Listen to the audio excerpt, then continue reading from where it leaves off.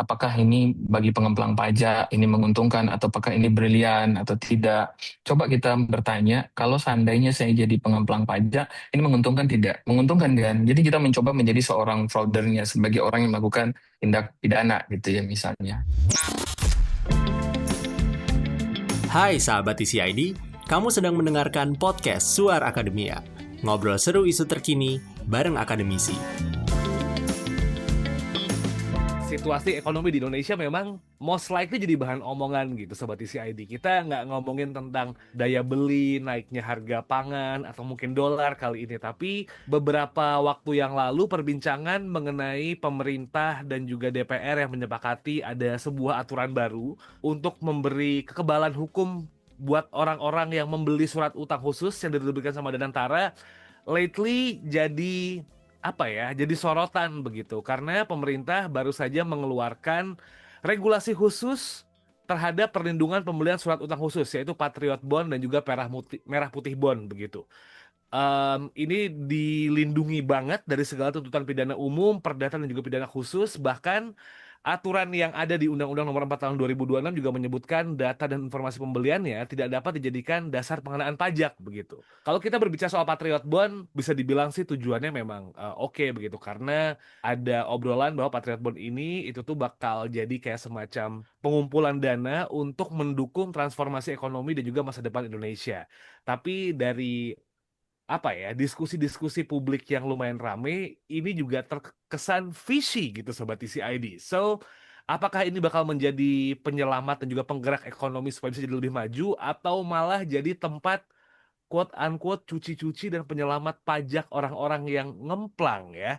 We're gonna talk about it di Suara Akademia kali ini. Kita bakal ngobrol bareng sama Mas Rudi Syafputra. Beliau adalah akademisi dari Universitas Muhammadiyah Riau dan sekarang sedang menempuh studi doktoral di University Malaysia Terengganu. Halo Mas Rudi, apa kabar Mas? Halo Mas Syarif atau Mas Acil ya. Malaysia Riau lumayan capek kan nih Mas? Karena kan kayaknya kudu mobile Wah. gitu. Ya, Malaysia Riau lebih dekat ya, karena itu mungkin saya kuliahnya studinya di Malaysia. Karena untuk beli tiket pun kita kalau ke Jawa lebih mahal ketimbang kita ke Malaysia. So ya memang optionnya ya Malaysia. Jadi lebih sensibel ya kayaknya. Tapi kalau kita berbicara Iya, hal-hal yang agak nggak sensibel gitu buat banyak orang adalah ketika ekonomi lagi banyak gejolaknya gitu Mas Rudi. Harga dolar, benar. nilai tukar dolar lagi nggak stabil. Indeks harga saham gabungan kita juga kayaknya makin hari makin anjlok gitu. Em, Keuangan masyarakat juga lagi bikin deg-degan, daya beli menurun. Ya. Tiba-tiba ada keluar nih Patriot Bond dan juga Merah Putih Bond begitu. Banyak Mm-mm. orang yang sebenarnya masih bingung gitu. So do I sebenarnya, Mas Rudi, ketika berbicara soal Patriot Bond dan juga Merah Putih Bond. Sebenarnya ini tuh apa bedanya ya, Mas, dengan surat-surat Mm-mm. utang yang lain gitu? Atau mungkin ini sebenarnya sama, cuman penamaannya aja yang beda nih, Mas, antara Patriot Bond, Merah Putih Bond dengan bond-bond yang lain yang beredar gitu, Mas. Ya, jadi kalau kita yang lagi memang isu yang lagi hot itu memang terkait dengan merah putih bond dan juga terkait patriot bond. Tapi kalau kita lihat apa sih itu sebenarnya surat hutang yang diberikan negara gitu ya. Tapi kita lihat lagi ini adalah surat utang khusus gitu. Nah, surat utang khusus ini untuk patriot bond itu adalah dana yang memang parkir di luar negeri. Mhm. Sementara merah putih bond itu memang sasarannya adalah konglomerat yang ada di dalam negeri. Berarti dana yang memang parkir atau sudah ada di dalam negeri. Bahasa yang paling mudahnya adalah ini sebenarnya adalah ajang teks amnesti baru sebenarnya gitu Hmm. loh. Nah, jadi memang kita bedakan Patriot Bond itu adalah dana parkir di luar negeri, sementara Merah Putih di dalam negeri gitu. Nah, memang tujuannya berbeda gitu ya. Kalau memang Patriot Bond jelas ya itu untuk kegiatan komersial negara nantinya. Heeh. Sementara Merah Putih itu memang untuk apa namanya membiayai investasi dan pembangunan nasional. Jadi sebenarnya memang sama-sama kayak quote unquote obligasi gitu yang biasa diedarkan kayak Iya. biasanya, masih cuma peruntukannya aja yang beda ya. Iya, biasa seperti obligasi pada umumnya gitu kan biasa disebut dengan government bond gitu ya. Cuman uniknya peraturan yang terbaru ini Undang-Undang Nomor 4 Tahun 2026 ini berada di persimpangan jalan gitu ya antara ekonomi, hukum, perpajakan. Ini yang menarik gitu. Karena terkadang kan kita kan bicaranya kan ya namanya kita mau investasi gitu bond. Tidak sampai se general ini gitu. Itu yang menjadi hot issue mungkin kali ya di akhir-akhir ini gitu Mas Acil. Nah, kenapa nih Mas? Kalau kita ngomongin Patriot Bond specifically gitu, ketika berbicara soal bond gitu ya, obligasi atau surat Mhm. utang, biasanya kan kita ngomonginnya soal percentage keuntungannya berapa begitu kan. Benar, Pasti orang benar. berharapnya kayak, oh kalau misalnya beli Patriot Bond atau mungkin bond-bond yang lain, em, biaya return ROI-nya itu bisa di 6% atau mungkin di atas inflasi, or maybe di atas pertumbuhan ekonomi suatu negara. Tapi ketika berbicara soal dua bond ini, yang dibahas tuh soal hukum dan juga pajak yang jadi topik utama. Kenapa ya Mas ya kayak em, treatmentnya beda gitu si Patriot Bond sama Merah Mm-mm. Putih Bond ini Mas.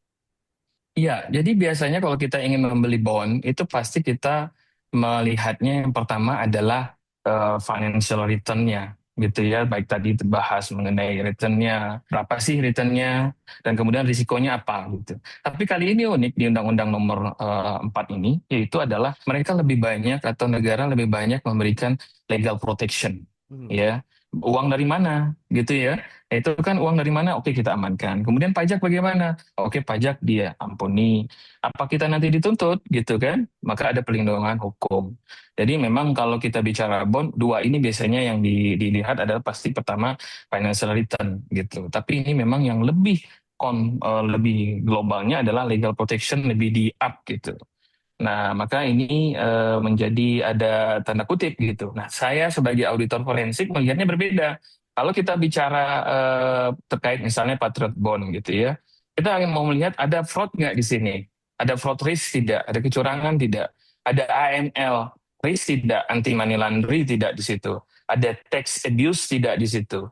Ada conflict of interest tidak di situ? Dan apakah governance kita cukup kuat? Ya, jadi kacamata yang mana? Tapi kalau sebagai investor biasanya melihat financial return-nya.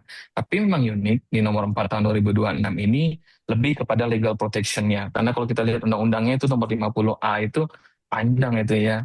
Ya. Gitu. Tapi ada yang mungkin orang nggak pahami ya. Mungkin tidak membaca secara dalam di situ ya. Bahwa di situ ada kata-kata klausul di pasal 50A itu nomor 7 bahwa ini hanya berlaku di pasar primer.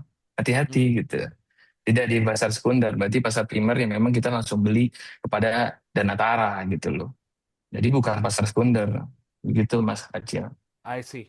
So, kalau misal kita lihat dari diterbitkannya Patriot Bond dan juga Merah Putih Bond ini nih, Mas Rudi begitu. Kita bisa stating bahwa ini tuh kayak upaya pemerintah buat ngambilin duit orang-orang yang nggak mau bayar pajak gitu nggak sih, Mas? Karena kayaknya daripada kita susah-susah buat ngomongin soal pajak, mending tawarin yang beda aja deh gitu. Kita amanin gitu.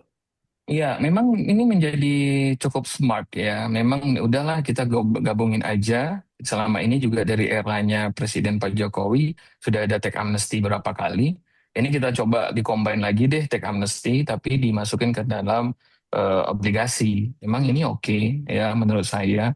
Hanya khawatir saja bila mana ini di apa namanya dikelola atau diuntungkan oleh orang-orang yang memang pengemplang pajak ataupun orang-orang yang corruption dana-dana begitu, Mas Acin. Oke, jadi ini kan kita nih Mas menganggap bahwa Mm. orang yang mungkin kena tax amnesty dulu kan akhirnya kan dapat pengampunan begitu ya. Sekarang kayak dikasih kayak alternatif, oke nggak usah ada pengampunan lagi deh, tapi uangnya dialihkan ke sini ya. Jadi beli surat utang kami ya supaya negara tetap oke gitu Mas. Ini tuh insentif yang sebenarnya jadi menarik, brilian gitu supaya duit tetap masuk ke jadi negara atau malah berlebihan karena melindungi orang-orang yang quote unquote curang dari pajak nih Mas Rudi.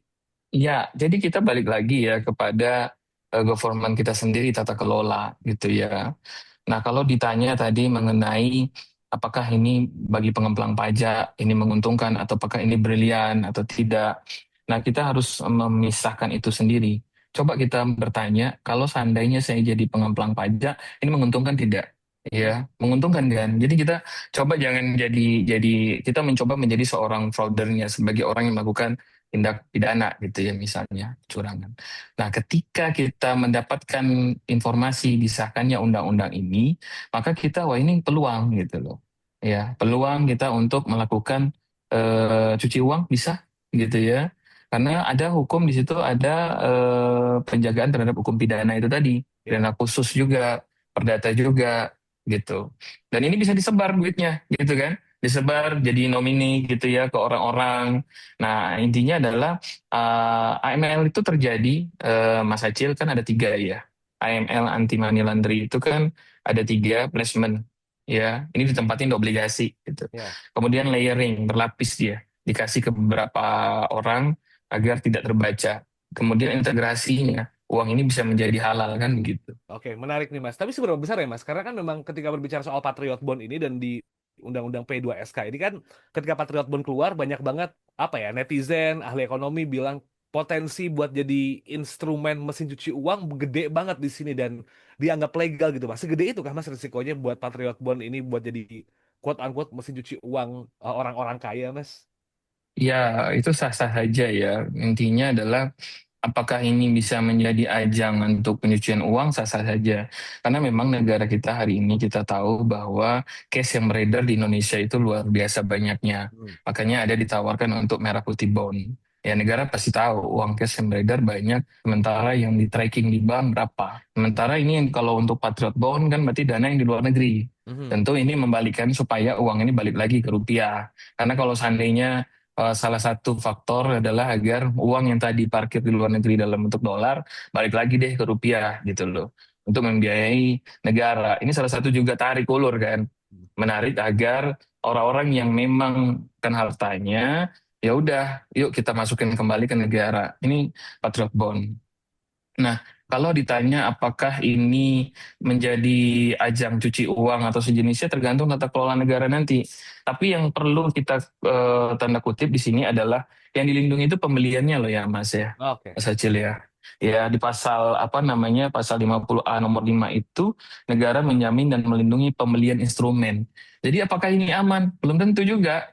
Ya, kalau seandainya ada bukti-bukti yang berikutnya nanti ditemukan, terkait mungkin adakah ada gratifikasi atau segala macamnya, menurut saya KPK masih bisa masuk gitu, Mhm. masih bisa. Karena ini yang dilindungi dalam undang-undang ini hanya pembelian instrumen surat hutang dan itu di pasar primer itu tadi. Jadi bentar Mas, yang saya tanyakan Mm-mm. proses pembeliannya yang dijamin keamanannya ya, bukan sumber Betul, kekayaannya nih Mas. Karena kan ada ketakutan betul. bahwa kayak sumber kekayaan yang ilegal ataupun legal gitu jadi kayak nggak dipeduliin banget gitu. Selama memang sudah masuk di situ, semuanya dilindungi. Jadi bukan yang kayak gitu ya Mas Rudi ya.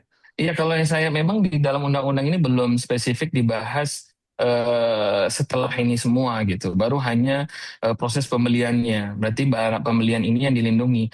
Memang ini menjadi apa namanya teks amnesti juga di pasal 50A ayat nomor 9 itu dibunyikan bahwa investor termasuk wajib pajak yang telah mengikuti program pengampunan pajak. Ya memang diampuni gitu ya. Tapi ketika nanti berapa lama sih orang mau taruh uang di situ gitu. Iya, Nanti kalau seandainya masuk ke pasar sekunder, ya celah juga sebenarnya iya. gitu. Masih bisa sebenarnya untuk ditelusuri. Jadi kalau saya bilang ini aman-aman banget, enggak juga sih sebenarnya. Oke. Tapi nih Mas Rudi, pertanyaan saya berikutnya adalah ini kan memang quote unquote mainannya orang kelas kakap ya gitu. Patriot Bond Hmm, ini bukan hmm, bukan apa ya, bukan bukan hal yang bisa disentuh sama mayoritas warga negara Indonesia begitu karena memang khusus buat konglomerat aja gitu kan memang diterbitkannya nggak buat umum tapi diskusinya sampai dengan masyarakat dari semua golongan gitu Mas. Sebenarnya dengan hmm. terbitnya Patriot Bond begini kan ya konglomerat diajak beramai-ramai untuk membeli dengan keluarnya itu tuh sebenarnya bakal berpengaruh ke kondisi ekonomi masyarakat bawah nggak sih Mas? Ya, kalau ditanya mempengaruhi masyarakat bawah atau tidaknya tergantung keberhasilan ini.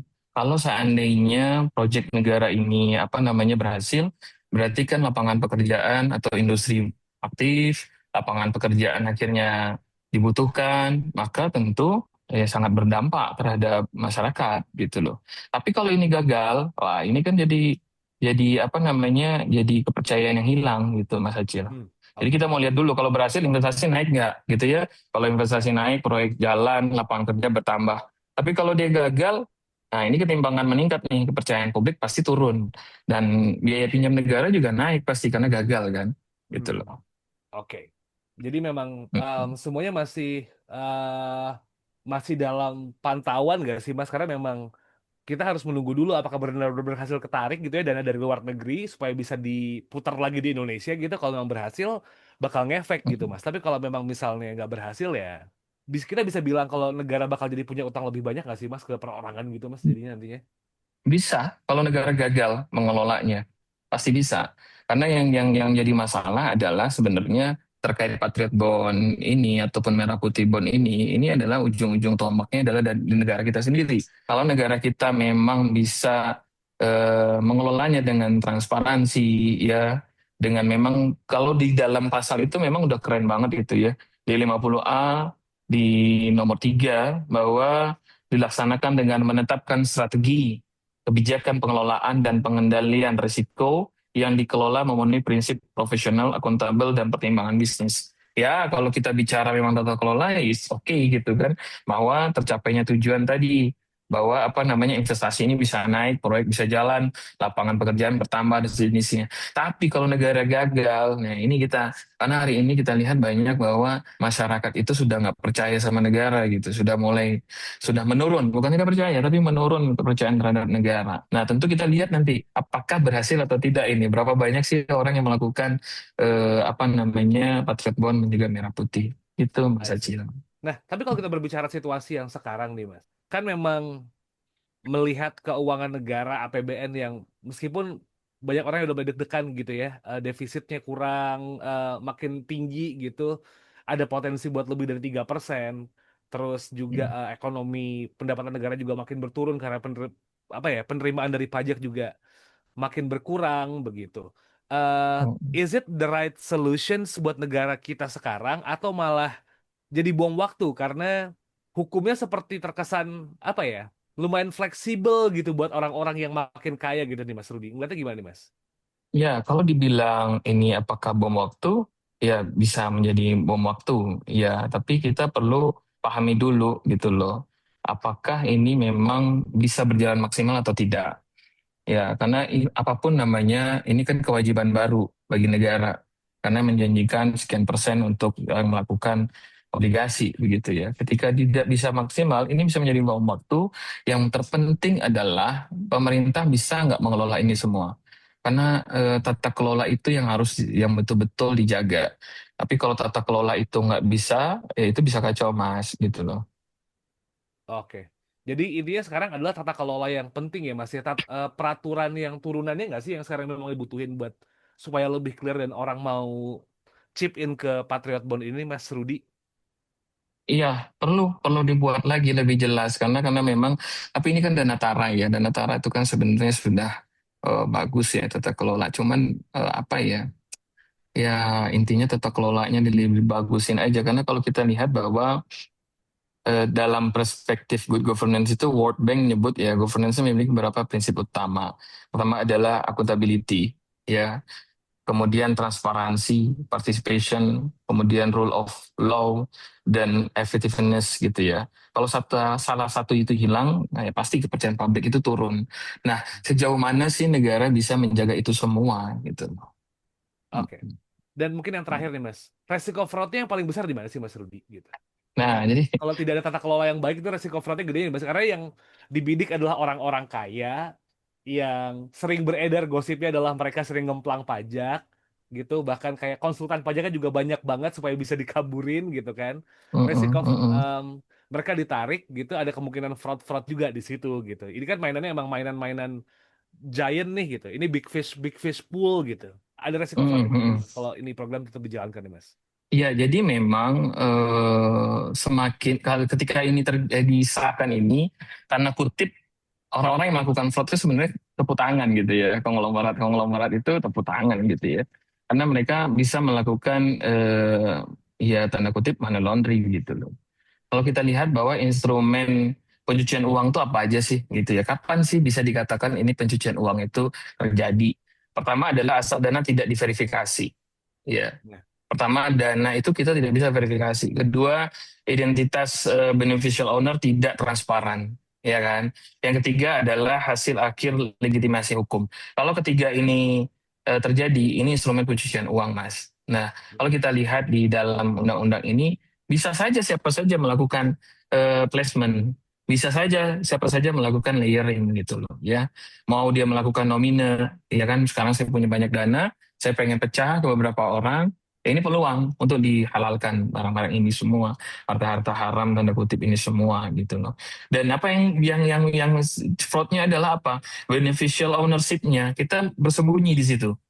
Jadi orang yang memang sebenarnya punya uang ini ya dia tidak terlihat gitu loh. Ya. Ya, Dan kedua ya ini tax avoidance gitu loh. Ya kan berarti kan kadang masyarakat itu berpikir gila ya, ini berarti orang-orang yang kaya dia bisa melakukan tax avoidance, dilegalkan negara gitu ya. ya, Sementara kita yang bekerja setiap hari, setiap bulan gitu ya, dipotong BPH 21-nya. Ini aja apa namanya tax moral gitu loh. Ini kan fairness menurun nih. Jadi ya. jadi kita kita apa ya? Udahlah kita nggak usah laporin pajak deh. Udah ada kita nggak usah bayar pajak. Atau juga yang punya uang tax amnesty gitu. Atau ya dia cukup beli bond selesai gitu. Pasti pasti ada pengaruhnya Mas. Jadi kalau dibilang fraud, selagi ini semua berpeluang, sah-sah saja melakukan fraud. Tapi intinya adalah negara bisa kelola nggak gitu loh. Oke. Karena ini semua kalau seandainya masih bisa celah kalau untuk seandainya mau eh, apa namanya tindak pidananya ini mau dihilangkan masih bisa karena kan ini pasal primer tadi itu Ya, hanya ya. pembelian pertama langsung ke dana tahara. Sampai kapan sih orang mau menahan obligasi? Dia juga bisa jual nantinya gitu. Betul. Betul. Nah, mitigasi yang perlu dilakukan nih Mas, supaya akhirnya ini nggak jadi fraud. Karena kan kita ngelihat banyak sekali langkah-langkah dari pemerintah, especially di bidang ekonomi kayak um, all in or nothing gitu ya Mas ya. Dan antara kan sifatnya kayak all in or nothing gitu. Pengennya jadi kayak Temasek tapi ada potensi buat jadi 1MDB gitu, kayak kasus di Malaysia.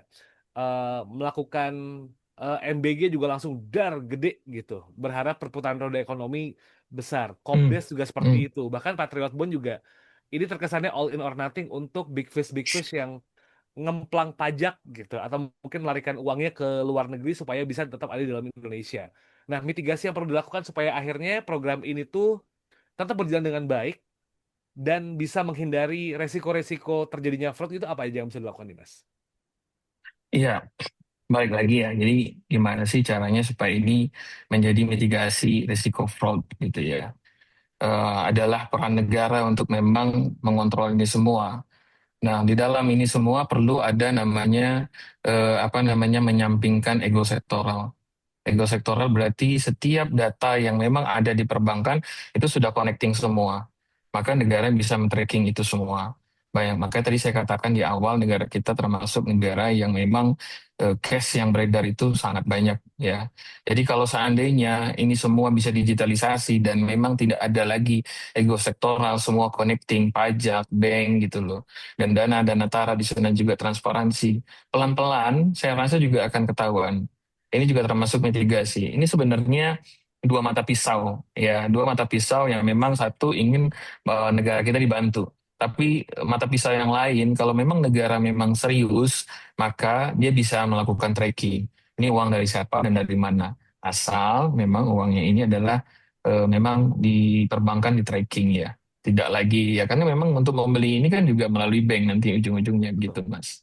Jadi sinkronisasi data tata kelola bakal jadi langkah yang harus dilakukan untuk menjaga program ini bisa berjalan dengan lancar dan tidak ada fraud-fraud yang mungkin kejadian gitu ya Mas Rudi ya.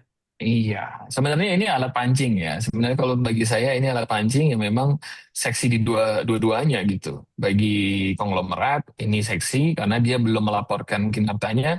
Ya dari negara juga sangat membutuhkan ini gitu dana segar yang memang masuk. Nah karena memang pasti negara sudah membaca dan sudah ada informasi, pasti sudah ada database bahwa memang uang yang beredar itu kemana aja. Nah, karena nggak mungkin mereka membuat kebijakan ini tanpa dasar. Nah, makanya kita lihat nanti seberapa banyak sih capaian bond ini terbeli gitu loh nanti. Ya. Eh, ini program masih awal banget ya. Maksudnya baru Betul. beneran keluar begitu. Em, Mm-mm. akan sangat baik buat kita dan juga bijak kalau kita melihat bagaimana pelaksanaannya dan kita kawal bareng-bareng gitu melihat pelaksanaannya Benar, dan benar banget. kita ngejudge bahwa ini tuh ada hal yang benar atau salah. Well, itu bisa kita kawal bareng-bareng. So, Mas Rudi, Iya, mungkin ada yang iya, iya. belum sempat disampaikan ini Mas Rudi terkait soal Patriot Bond ini, silakan.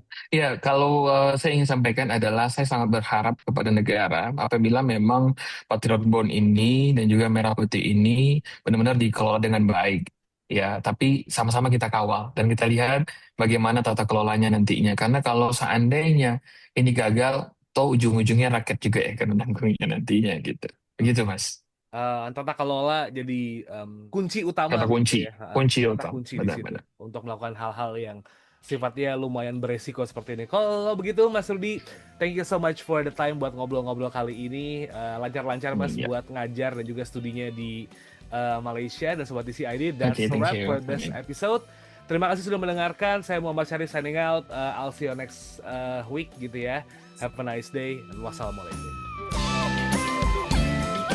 Kamu telah mendengarkan podcast Suara Akademia. Ngobrol seru isu terkini bareng akademisi.